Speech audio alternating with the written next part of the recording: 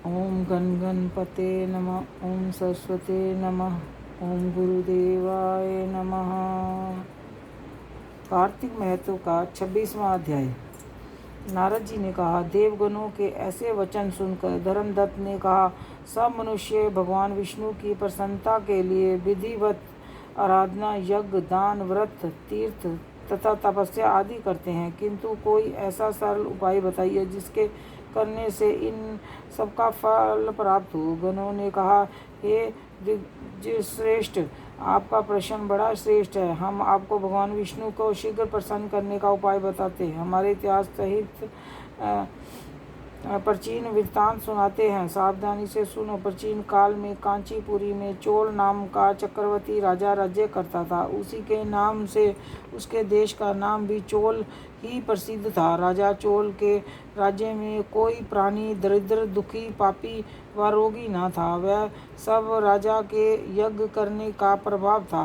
ताम्रपणी नदी के दोनों किनारों पर सोने के यज्ञ स्तंभ सुशोभित थे।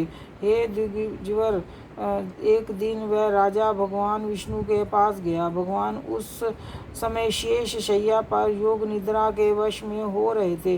राजा ने उनकी मणियों, मोतियों और स्वर्ण के दिव्य फूलों द्वारा पूजा की। वह साष्टांग प्रणाम करके भगवान के चरणों के पास ही बैठ गया। थोड़ी देर में राजा ने अपनी नगरी कांचीपुरी के ब्राह्मण विष्णुदत्त को वहां आते हुए देखा। विष्णुदत्त भगवान की पूजा के लिए तुलसी दल और जल लिए हुए था। विष्णुदत्त ने वहां आकर भगवान को विष्णु सूतक मंत्रों द्वारा स्नान करवा कर मंजरी तथा दलों से उनका विधि पूर्वक पूजन किया। विष्णुदत्त के चढ़ाए हुए दलों से राजा के चढ़ाए हुए मणि, मोतियों व स्वर्ण के फूल ढक गए। राजा ये देखकर बड़ा क्रोध भरकर बोला, ढोंगी मूर्ख, तुझे मेरी चढ़ाई हुई मणियों, मोतियों और सोने के फूलों को तुलसी दल व आपने सादे फूलों से ढक दिया। तू बेचारा भला भक्ति करना क्या जाने, तुझे मेरे लिए हुए विचित्र श्रृंगार को बिगाड़ दिया है। राजा की बात सुनकर विष्णुदत्त को बड़ा क्रोध चढ़ आया।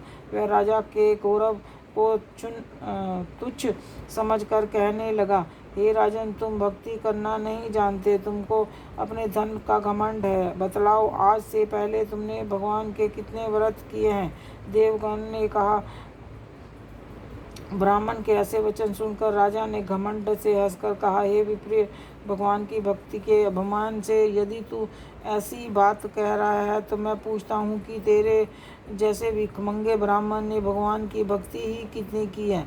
क्योंकि तुमने आज तक भगवान की प्रसन्नता के लिए कोई भी नहीं किया, ना तो कोई मंदिर ही बनवाया, और तो तुम भला इस प्रकार की भक्ति का जैसे कि तुम कर रहे हो क्या गर्व कर सकते हो? यहाँ जितने भी ब्राह्मण बैठे हैं, मेरी बात को ध्यान पूर्वक सुने और देखें कि भगवान विष्णु के दर्शन मुझे होते हैं या उसे। इसके बाद दोनों की भक्ति के संबंध में आप लोग जान लेंगे। देवगण ने कहा। ऐसा कहकर राजा अपने महल में चला गया। वहाँ जाकर उसने अपने पुरोहितों, मुग्धों और आचार्य बनकर विष्णु यज्ञ आरंभ किया। उसने उस यज्ञ के अनेकों महर्षियों को बुलाया, उसको बहुत सा अनाज और नकदी और दक्षिणा दी। जो यज्ञ पहले ब्रह्मा जी ने गया में किया था, वही यज्ञ राजा चोल ने अपनी नगरी चोल में किया।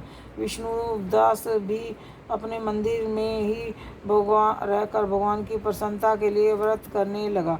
उसके माघ और कार्तिक मास व्रत किए। तुलसी के वन की और एकादशी को भगवान विष्णु के 12 अक्षर मंत्र का जाप किया।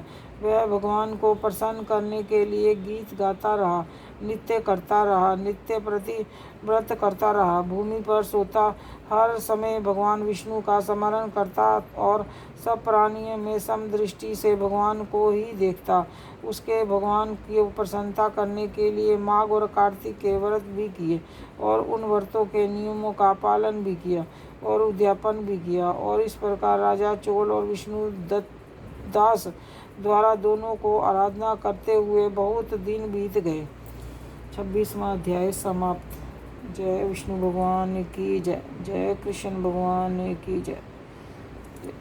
नारायण नारायण हरि हरि, भजमन नारायण नारायण हरि हरि, केशव नारायण नारायण हरि हरि, माधव नारायण नारायण हरि हरि, केशव नारायण।